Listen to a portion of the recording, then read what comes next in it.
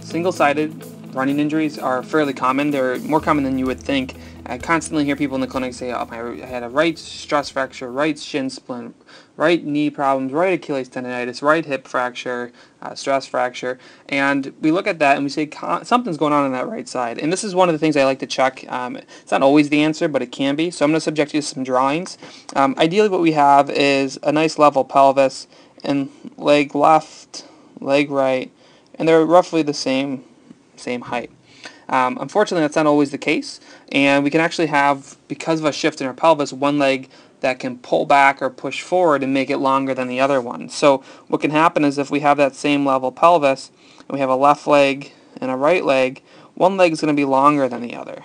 Okay, so this is just something simple that I like to draw for my patients just to get the understanding. But you're not going to stand with that right leg off the ground. What you're going to do is you're going to shift your pelvis, you're going to compensate, and most people don't even realize this is happening. You'll actually drop your pelvis down to make both legs the same length again.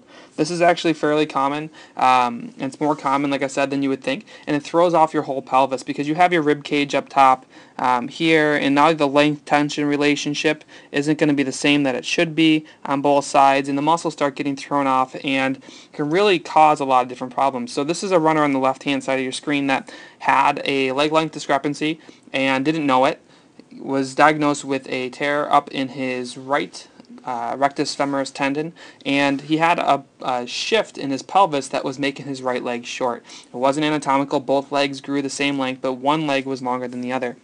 We're going to watch him run as he comes through. Let's just watch him load on his left foot. His left foot was the right length, and everything was nice and symmetrical on his left side. As he hits, you're going to see him load through. And we just look at a couple different things. Yes, his left arm's kicking out to the side. Let's bring him through on another step. As he hits on that left side, his pelvis is nice and level, so we see a nice level pelvis here. His shoulders are relatively level. His left arm kicks out a little bit because he is a little weak over there, but his elbows are level as well. His head's looking straight ahead, his spine is straight, nice, everything's level. When we look, and because his right side was actually short on exam, so his right leg was short because of a pelvic shift, what happens when he lands on that side is he's going to throw, and if his leg was the right length, he'd probably be touching the ground pretty soon, but he has this drop-off point on his right side, so he's almost falling and landing longer onto his right side. Now look at the shift that we have here. He's running without pain in this picture, so pain is not a factor, but he was short. So look at the difference here. Look at the elbows. His pelvis is going in the opposite direction. Look at his shoulders and look at his head. This is unbeknownst to him. He did not know he was doing this. He didn't know he had a leg length discrepancy, and he didn't know he was shifting this much.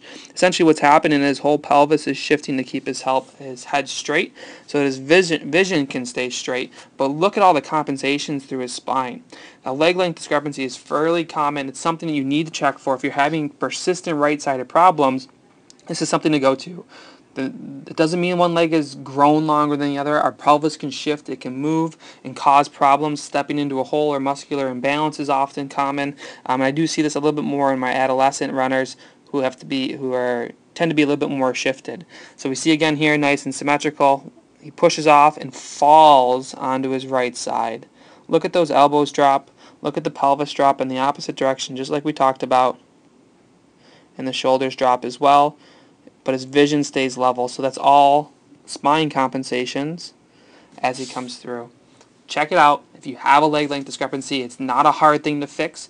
If it's pelvic instability, you improve strength around the pelvis in the right spot. But you need to check for this stuff, especially if you're constantly having a single-sided problem or a recurring issue.